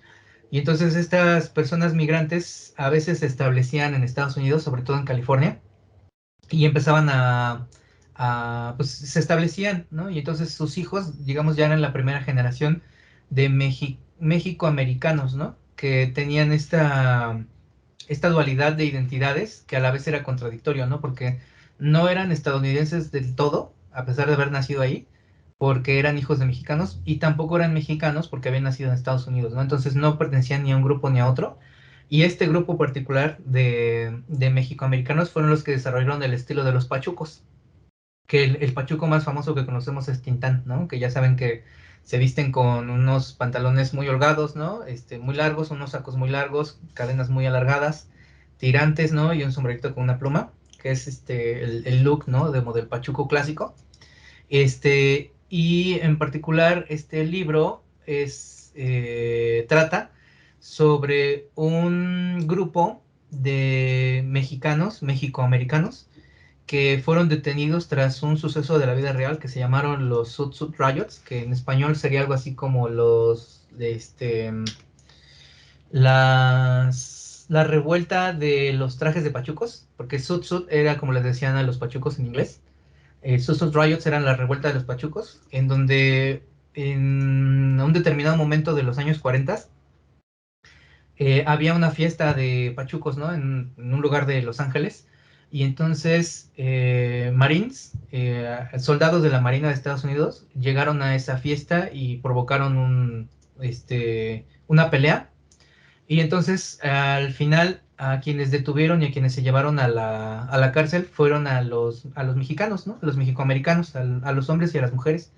A las mujeres las violaron, a los hombres los golpearon, a algunos hasta morir, los desnudaron, los exhibieron en los periódicos y fue un caso muy sonado, ¿no? Si ustedes lo buscan en el Google, así con Z y doble O, Sud Riots, Sud de traje, lo van a encontrar, ¿no? Y fue un hecho muy vergonzoso. Y lo que no estaba documentado, que justo encontró Francisco Hagenbeck, bueno, que no estaba documentado del todo, es que algunos de esos detenidos que hubo en ese momento, les dijeron que los iban a deportar a México, ¿no? Cuando en realidad ellos habían nacido en Estados Unidos, no podían ser deportados porque eran ciudadanos estadounidenses. Y la solución que les dieron es, bueno, les vamos a mantener su ciudadanía estadounidense si ustedes van a la Segunda Guerra Mundial y regresan vivos, ¿no? Si regresan vivos, ya los aceptamos como estadounidenses, y si no, pues ya se habrán muerto allá. Entonces es un caso de la vida real que incluso hay una obra de teatro que también se llama así, Sud Sud. Ahorita se los escribo para que lo tengan claro en el chat. Hay una obra de teatro y una película que trata sobre ese mismo tema, ¿no? De cómo las revueltas de ese momento terminaron en esto, ¿no? Y Francisco Hagenbeck lo que hace es extender, digamos, esta historia e imaginarse cómo fue la participación de estos batallones de mexicoamericanos en la Segunda Guerra Mundial, ¿no? Que es algo que no se había escrito hasta el momento. Y entonces, esta es, digamos, básicamente la historia. Es un brief, le llaman. Esto es lo que a nosotros como diseñadores nos entrega la editorial. Es una historia documentada sobre el drama de los mexicanos que debieron pelear y morir por un país que los segregaba. Hagenbeck, ganador del premio Otra Vuelta de Tuerca para novela policíaca y el Gourmand Award de Francia, es una de las voces más importantes de la actual narrativa de México. Verano del 43, en Los Ángeles, en una vergonzosa noche conocida como... aquí está, miren, Sud Riots. Soldados de la Marina de Estados Unidos realizan una cacería brutal, golpean a los jóvenes por el simple hecho de vestirse como pachucos, violan a las mujeres y extienden la violencia por las calles. Por si fuera poco, la policía se lleva presos a quienes sufrieron las agresiones, ofreciéndoles ingresar al ejército para limpiar su imagen de pandilleros. Esta fatídica noche detona la historia de los hermanos Elsie y Luis Moreno, que pasan a integrar el grupo de 500,000 mexicoamericanos que lucharon por el país en el que creían, pero del que solo obtenían ataques racistas, una armada invisible que terminó por inclinar la balanza en la guerra. Esta es la historia de pequeños ángeles querubines viviendo el infierno en Italia, Austria, Filipinas y Estados Unidos. Es la épica de los mexicanos en la Segunda Guerra Mundial que abre los ojos de los lectores a uno de los pasajes totalmente olvidados de la historia. Entonces, a partir de aquí tenemos algunas palabras clave, ¿no? Que es mexicoamericanos, Los Ángeles, 1943, Sud Riots, soldados de Estados Unidos, violencia, pandilleros, racismo, ¿no? Racismo, guerra, la Segunda Guerra Mundial. Luego tenemos un contexto, ¿no? Que es Italia, Austria, Filipinas y Estados Unidos, que es donde estuvieron peleando estos batallones. Segunda Guerra Mundial, ¿no? Y a partir de aquí tenemos una solicitud del autor. Francisco Hagenbeck, antes de empezar a escribir novelas, se dedicaba a escribir guiones para cómics. De hecho, él trabajó para DC Comics y escribía guiones de Superman y Batman. Y entonces, en conjunto con Humberto Ramos, que es un dibujante igual mexicano que actualmente trabaja dibujando Spider-Man, crearon un cómic que se llamaba Crime Zone, ¿no? Que era de unos vampiros. Y después de este éxito que tuvo en Estados Unidos, regresa a México y empieza a trabajar escribiendo novelas.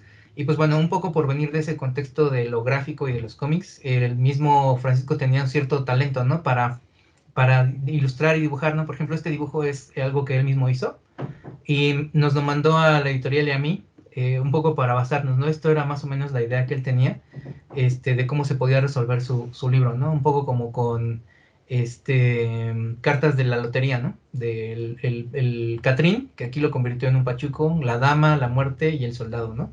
Y entonces, a partir de ahí, lo que yo hice, el trabajo que desarrollé, que es, digamos, como lo más importante que hay que hacer cuando se trabaja con un libro de ficción histórica o de historia, es precisamente buscar referencias, ¿no? Buscar, pues hasta agotarse, referencias visuales, ¿no? Y entonces aquí encontré cómo se vestían los pachucos, ¿no? En esa época, referencias gráficas de cómo se hacían los carteles, ¿no? cómo se hacían las ilustraciones. Vienen aquí carteles del Chango Cabral, ¿no? Por ejemplo, el cartel súper famoso de Podemos Hacerlo, ¿no? Del feminismo, ¿no? Viene Tintán, cómo se veían las mujeres pachucas, ¿no? Esta, por ejemplo, es la ilustración de la obra de teatro que les decía que se llama Sud Sud. Este es el cartel de la obra Sud Sud. ¿Cómo se veían? Esta es una fotografía justo de esa noche de los Sud Sud Riots, de cómo les rompieron la ropa, ¿no? Porque les decían que era ridícula su ropa. Se las rompieron, cómo eran los carteles de guerra de esa época, ¿no? Que también tenían una estética particular y unos mensajes muy particulares. Cómo se veían ellos, ¿no? Esto es de una película, ¿no? De Doctor, Strangelove, ¿no? Doctor Strangelove, que es una película del mismo autor del Resplandor, del director del Resplandor, creo que se me fue su nombre. Cómo eran los periódicos en ese tiempo, ¿no? Cómo lo reportaron en el periódico estos eventos, ¿no? Aquí justo a las chicas que estaban siendo detenidas, ¿no? Cómo se veían, este es uno de ellos, uno de los jóvenes que asesinaron, que está muerto. Cómo es la estética también actual, ¿no? De los pachucos, cómo se visten, cómo son sus pantalones, cómo llegan hasta la cintura, ¿no? Estos pantalones súper largos, ¿no? Que son abombachados y abajo son, angostos, ¿no? Cómo se ilustran a sí mismos, ¿no? Los pachucos. Ilustraciones de pin-ups, ¿no? Y de ángeles, un poco para hacer caso del título, ¿no? De los querubines, cómo se veían los anuncios de esa época, ¿no? Igual anuncios, pin-ups, obras de arte, ¿no? De cómo se ven los ángeles o los querubines. Las mujeres, ¿no? Cómo se retrataban y cómo se hacían las fotografías de las mujeres, que era lo que representaban, ¿no? En esa época, por ejemplo, la otra de las protagonistas de la novela son dos protagonistas, un hombre y una mujer, que son hermanos. A la mujer la mandan a las fábricas de aviones, ¿no? Entonces ella se vuelve una obrera, ¿no? Se vuelve una obrera que empieza a trabajar, que estas imágenes son también igual representativas de esa época, ¿no? De la liberación femenina, en que como todos los hombres estaban en la guerra, en el frente, utilizaron a las mujeres como obreras, ¿no? En las fábricas. Entonces esto también se vino en una revolución del feminismo, ¿no? De que nosotros podemos trabajar en esto, entonces podemos hacer muchas otras cosas, ¿no? Y a la misma vez cómo se veía a la mujer, o sea, podía ser una mujer súper, independiente, poderosa, pero también la retrataban de una forma así, ¿no? Como pin-up.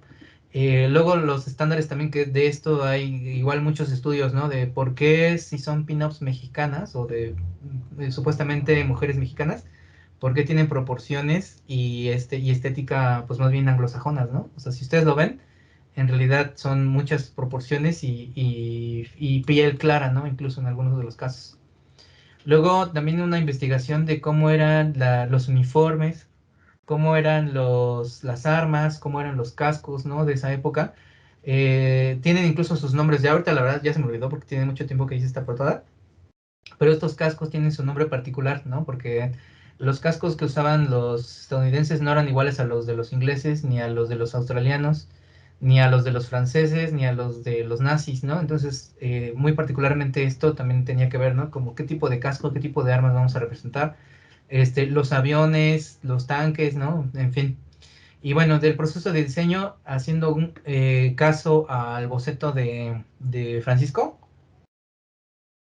esta fue la primera aproximación que tuvimos, ¿no? Que fue más bien hacer una composición en el estilo de tatuaje, ¿no? Este tatuaje, digamos, de haber pasado los filtros de la editora y de Francisco, esta ilustración la habría hecho, digamos, como en el mismo estilo de los tatuajes, ¿no? Porque esto era un boceto. Esto no gustó como tal y entonces empezamos a experimentar por otros caminos, ¿no? Como el trabajo tipográfico que se hacía en las películas de la época de oro, ¿no? Que eran letras como Art Deco, ¿no? Con una cierta dimensión en 3D, ¿no? Como con un trabajo de sombras y luces que se utilizaba mucho en esas películas de esa época, ¿no? Luego otro tipo de letrero, ¿no? De que se utilizaba también en la época. Esta fue una primera aproximación en donde a partir de esta ilustración que yo hice, basado en una fotografía, Esto le fuimos agregando detalles, ¿no? Le agregamos una cara de calavera y entonces esto empezó a pasar a ser la muerte, ¿no? O sea, es una muerte pero pachuca. Y luego lo que tiene en la mano pues es la cartita del soldado, ¿no? Que tiene que ver con la solicitud del autor de poner las cartas de la lotería, ¿no? Entonces aquí viene esta muerte que está vestido de verde porque es un verde militar con la carta del soldado y esta portada se veía así, ¿no? Sumándola también con el trabajo de letras como tipo del cine de la época de oro. Y esto se veía así. Esto no gustó. Después exploramos otro camino, ¿no? Del You Can Do It, pero con el rostro de la patria, ¿no? De González Camarena. Entonces, sumando estos dos elementos, era como de la mujer de You Can Do It, pero de la patria mexicana, con las letras de la época de oro, ¿no? Y esto tampoco no gustó. Luego, otra de las ideas era, bueno, ¿qué tal si ponemos un avión de estos, un bombardero? ¿Qué tal si ponemos un bombardero con un rótulo, ¿no? Estos que le ponían de las pin-ups, que ya saben que esto era muy utilizado en esa época, que los aviones traían un gráfico pintado, casi siempre era una chica encima de una bomba. ¿Y qué tal si esa imagen es un pin-up de una mexicana con las banderas, ¿no? Esto fue algo que me pidió Francisco. Y luego a partir de aquí, me dijeron, pues mira, bueno, vamos a explorar por otro lado y exploramos esto, ¿no? Del casco que trae también igual como un gráfico pintado, supuestamente pintado, y con esta composición, ¿no? Como si fuera de un saco de los que se utilizaban en esa época, ¿no? Y pues bueno, ya para hacer el cuento más corto, esta finalmente utilizamos del fondo y la tipografía de esta propuesta y el casco de esta otra propuesta y quedó esta solución, ¿no? Y pues bueno, esto fue, como les digo, se decantó a través de una investigación iconográfica de aproximadamente 2000 imágenes. Aquí yo les estoy trayendo, creo que son unas 8 diapositivas, pero en realidad esta carpeta de investigación que yo tengo fueron como 2000 imágenes, ¿no? Y luego lo importante es dónde buscar, ¿no? ¿Dónde busco estas imágenes? Para empezar, pues bueno, Google, ¿no? No aparece aquí, pero pues porque es obvio, ¿no? Google, es como el gurú actual de la búsqueda de imágenes, porque además ya saben que tiene esta herramienta que si tú tienes una imagen y le pones buscar coincidencias, te localiza la imagen y la fuente en cuestión de nada, ¿no? Ni siquiera un segundo se tarda en hacer esa búsqueda. Posteriormente hay bancos de imágenes que son de paga, ¿no? Algunos más caros que otros.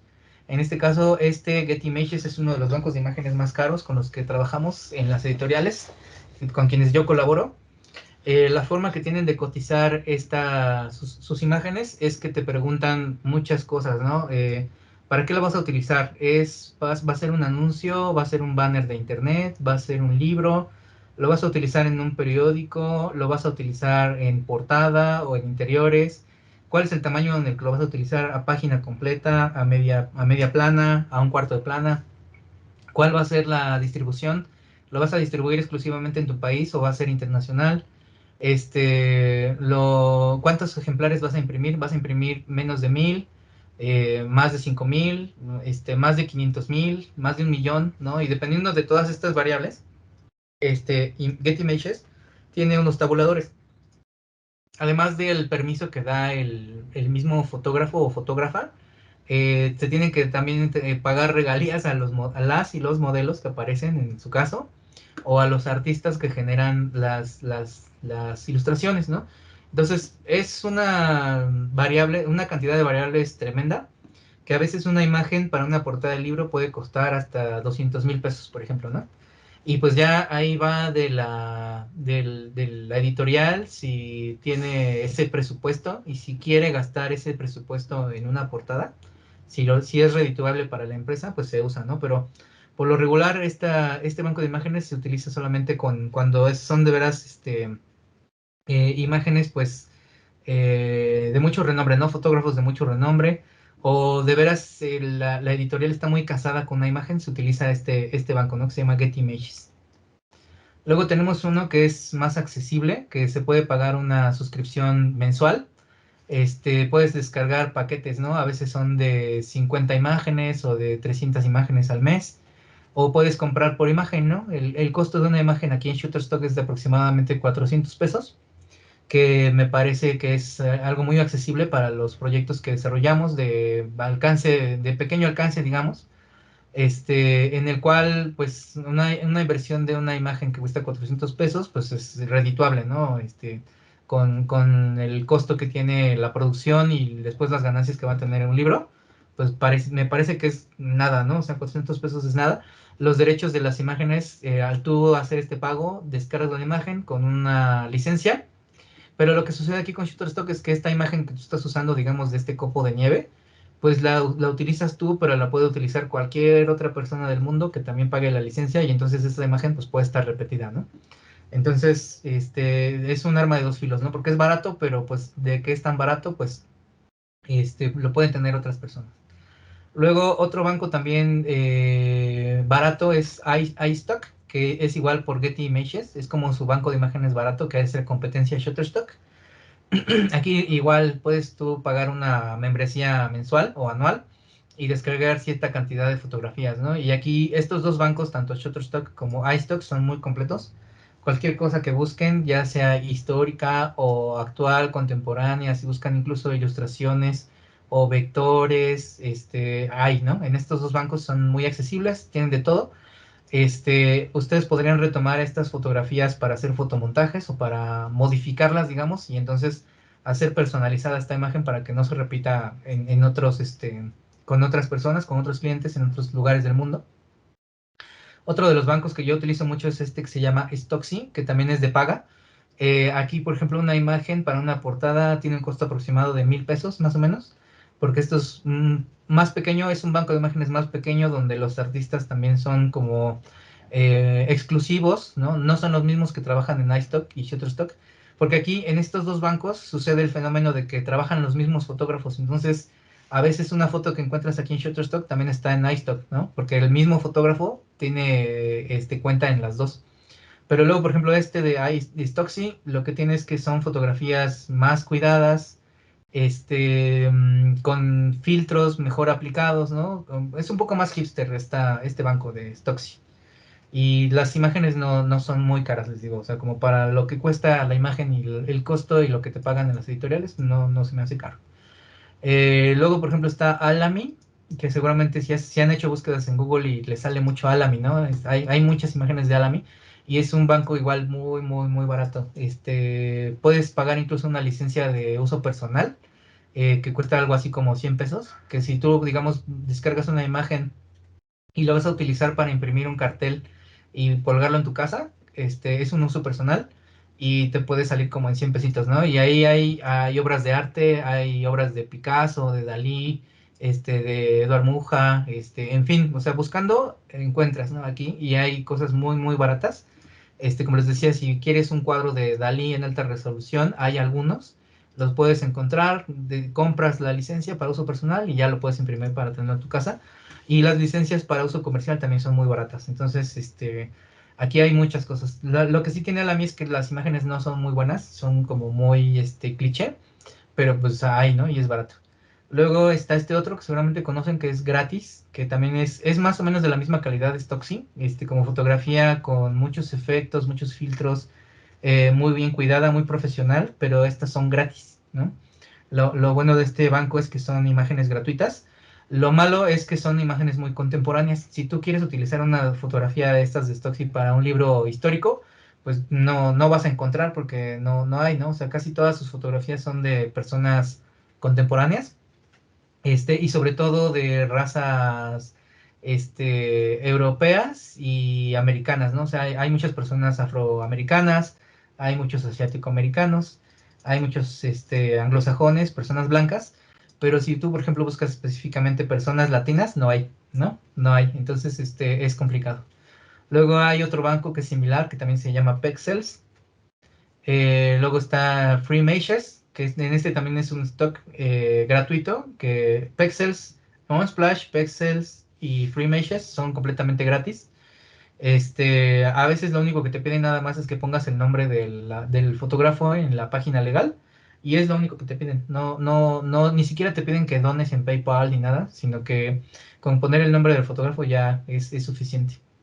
Luego tenemos otra categoría que son los museos que tienen a disposición del público en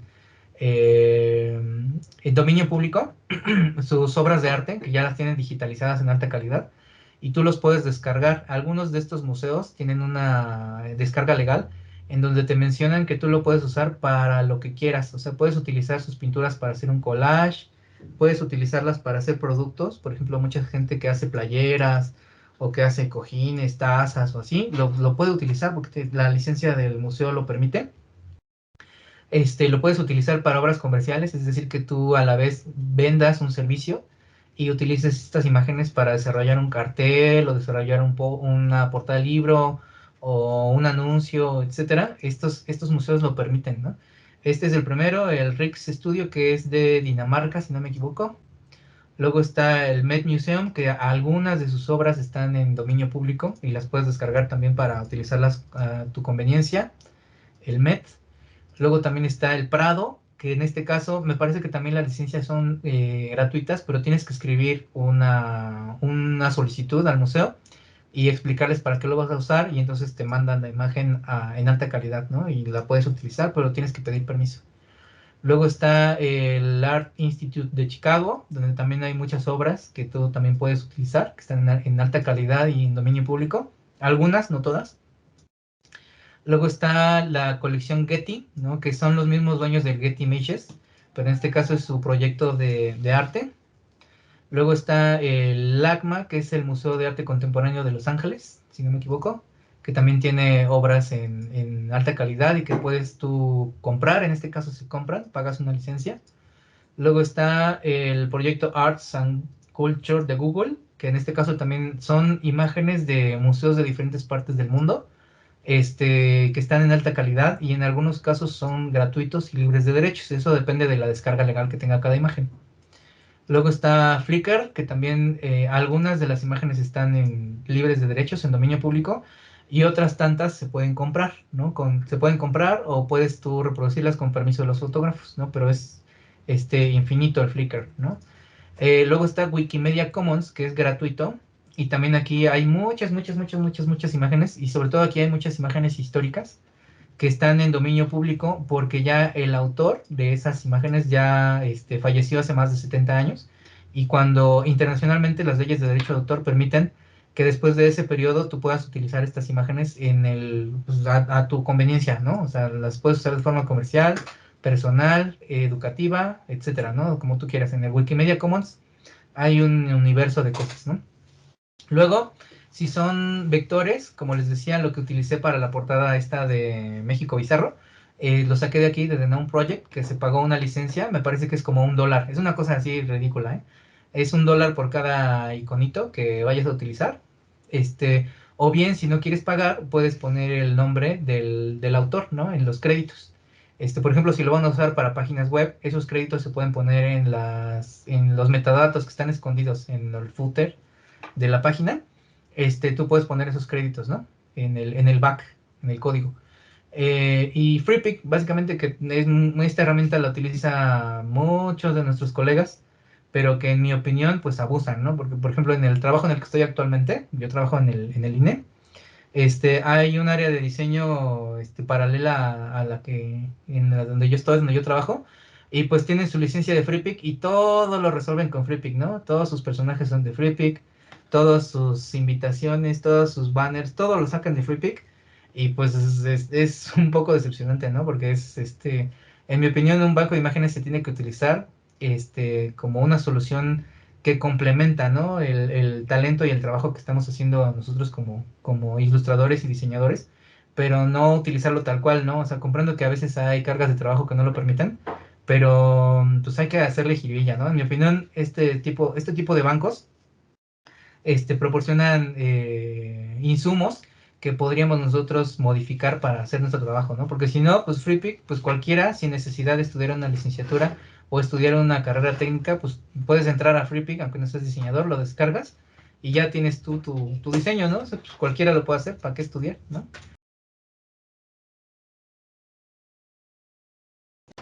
Pues les agradezco su tiempo y nos vemos el próximo martes a las 9.